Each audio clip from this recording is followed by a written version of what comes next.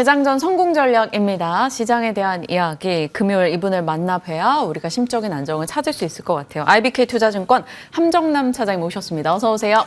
안녕하세요. 안녕하십니까, 차장님. 어제 그 정도로 뉴욕장이 이제 개별 종목 급락 등이 있었으면, 그런 빅테크 하락이 있었으면 오늘 조금은 되돌려 줄 수 있지 않을까 싶었는데, 그냥 더 심각하게 빠지지 않은 정도에서 빅테크는 마무리가 됐고요. 뭐 테슬라 정도 1% 올랐습니다. 거기에 어제 국내 하이닉스 이런 종목들의 흐름 어떻게 받아들이고 시장을 이해돼야 되는 겁니까?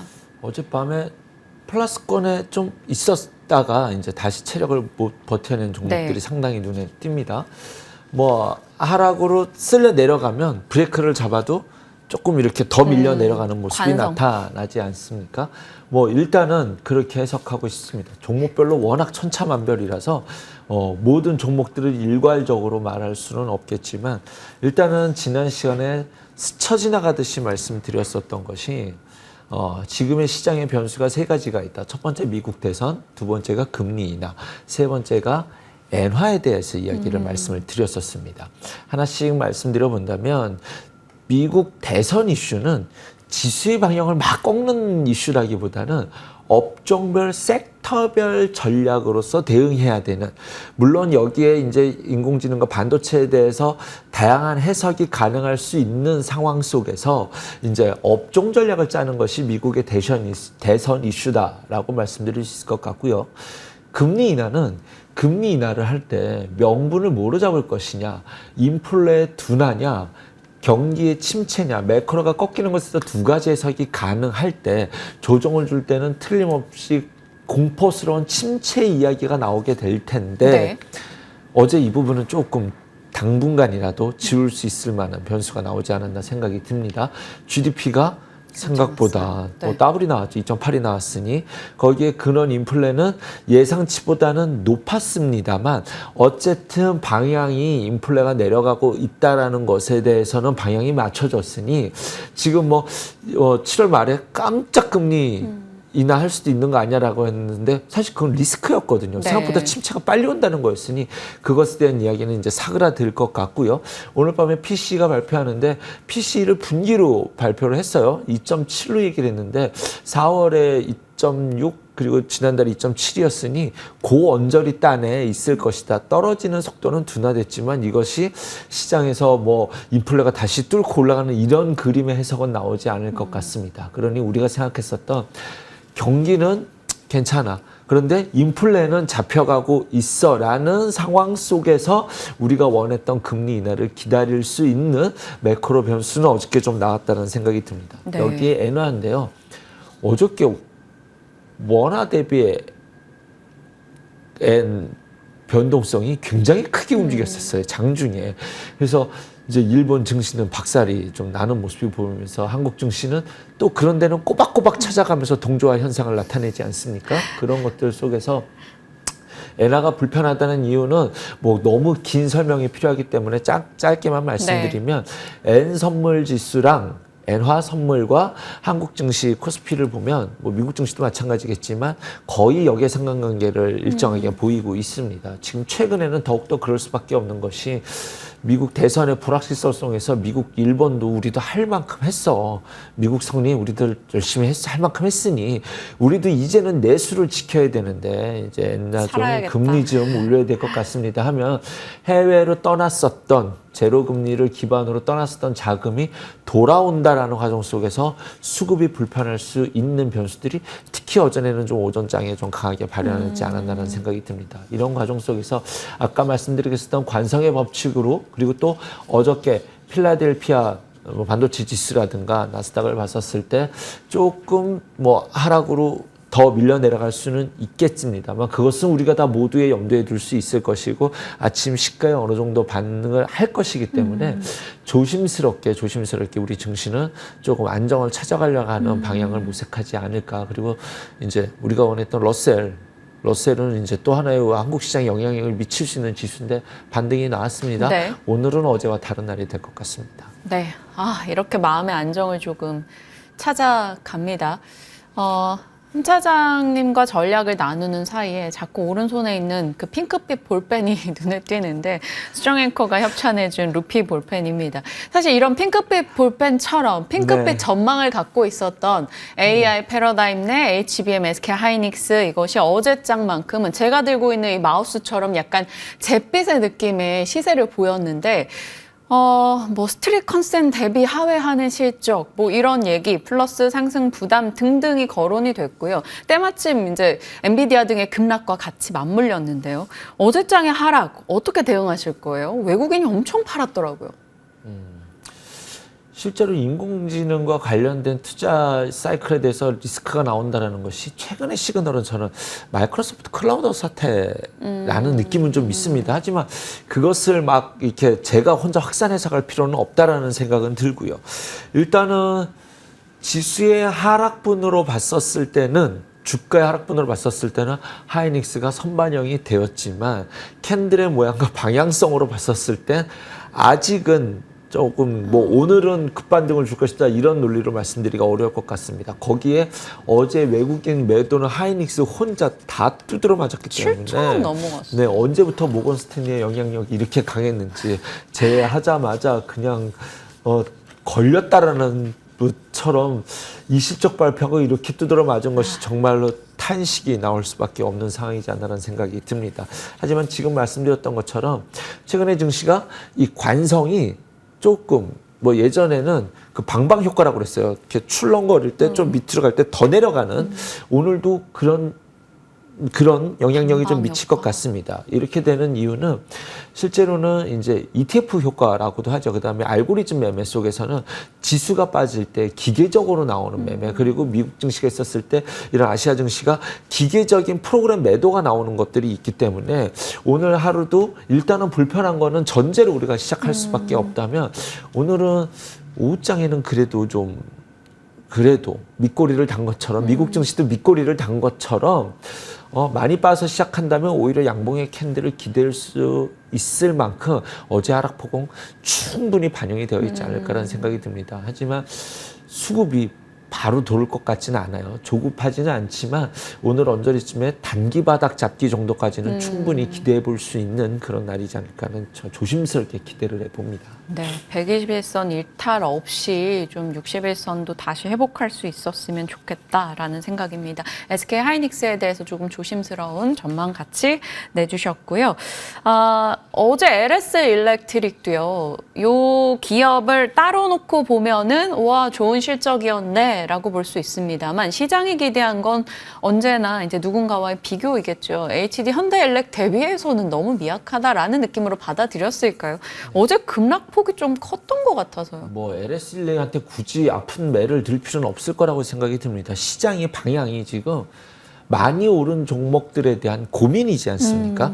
좋은 거 아는데 계속적으로 지금 이 상승의 랠리를 이어갈 수 있을 만큼의 퍼포먼스의 증가가 있을 수 있겠느냐라는 데에서는 조금 고민이 될 뿐만 아니라 시장의 색깔이 바뀐다는 것은 그러니까 지수의 변곡점이 오고 색깔이 바뀔 때 일단은 현금 보유를 하고 싶어져요.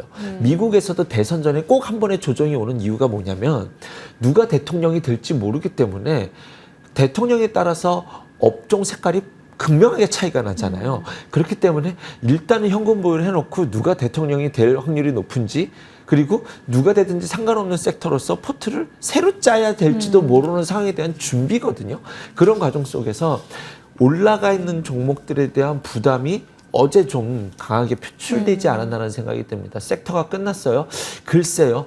이 성전 변압기 섹터는 뭐가 누가 되든지 간에 갈 수밖에 없는 섹터이기는 한데 시장의 고민은 많이 오른 종목들에 대한 일단은 이익 실현을 자극시킬 수밖에 없는 어제의 날이지 않나라는 생각이 듭니다. 왜냐하면 저는 반도체에 지금 과매도권에 진입한 종목들이 소부장 쪽에서도 많이 있다고 생각이 되니 이왕이면은 이것을 이익 실현해서 그쪽에서 매매를 해보는 것이 심리적으로는 좀 유리할. 지금 그렇게 하라는 뜻은 아닙니다, 여러분.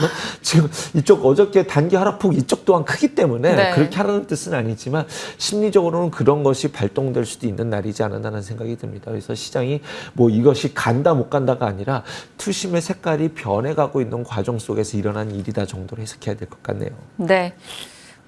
차익 실현이라는 그 욕구를 자극하는 장이 돼서 좀 직접적인 흐름 등이 계속 나오고 있다. 그 맥락에서 LS 일렉이지 무언가가 훼손됐다라고 보긴 좀 어렵다. 이렇게 정리하겠습니다. 자, 2차 전지, 네이버, 카카오, NC 이렇게 관심을 좀 못 받았던 신저가를 기록했던 종목들이 어제장에서 나름 선전하는 흐름이 있었어요. 2차 전지는 바닥에 대한 기대가 있었고 네카오는 이제 Q10 사태 반사익 기대가 또 명분이 되기도 했고요. 이들에 대한 의미는 어떻게 할까요? 바닥에 대한 의미 글쎄요. LG 엔솔 실적 보면 특히 포스코 홀딩스도 그렇고 이게 급반등을 칠 수 있을 만한 그런 이슈는 아니지만 어쨌든 부러진 걸 대비해서 그 자리는 어느 정도는 지키고 있어서 바닥권을 지나가고 있구나. 이제 수급의 공백을 노리는 어떤 단기 세력들, 자금들의 그 수급의 공백을 채우는 그런 이슈가 일어났다라고 생각이 듭니다. 이걸 말씀드리기 전에 먼저 말씀드려야 될 것은 어제 포드의 주가 하락이지 않았나라는 생각이 듭니다. 18%. 그렇죠. 변동성이 클 수 있고 실적이 부러졌으니 미스가 났으니 그럴 수는 있다고 하지만 포드라는 기업이 18% 이거 금융위기 때 다음으로 지금 이렇게 급락이 났다는 것이 참 미국 증시도 요란하다는 생각이 들고 일단은 현대기아차 어떻게 해야 되나 지금 이거 불편해요. 요즘은 최대 실적만 발표했다라고 하면은 요란한데 이거 내용을 해석해 보면 이렇게 해석이 가능하거든요. 미국에서 포드는 줄어들고 현대기아차가 정말 잘했다라는 이야기거든요. 네. 그래서 빠지면 안 되는데 이놈이 적당히 빠졌어야 되는데 이렇게 요란하게 빠져버리니 진짜 투자자 입장에서 오히려 현대기아가 오히려 더 고민이 될 수밖에 없지 않나. 제가 지금 불안하다라고 말씀드리는 것이 아니라 매도 의견을 말씀드리는 것이 아니라 내용으로 보면 포드의 마켓시어를 현대기아차가 더 차지해서 마켓시어가 늘었다. 긍정적으로 봐야 되는데 주가가 어떻게 움직여야 되는지 좀 예의주시해서 보고 싶고요. 과거에 자동차 업종 통틀어서 성장 밸류를 전기차가 다 가져갔었을 때 완성차는 실적이 꾸준히 올라갈 때도 주가는 움직이지 않았거든요. 전기차가 꺾일 때 완성차들이 이제 주가 밸류를 랠리를 달려갔었는데 지금은 이쪽에서 좀 다시 여기에 상관관계를 만들려고 하는 것 같습니다. 그래서 전기차 쪽에서 조금 이제는 우리가 바닥을 다졌어 라는 시그널들 속에서 바닥은 다졌다라고 좀 납득은 충분히 될 수 있을 것 같아요.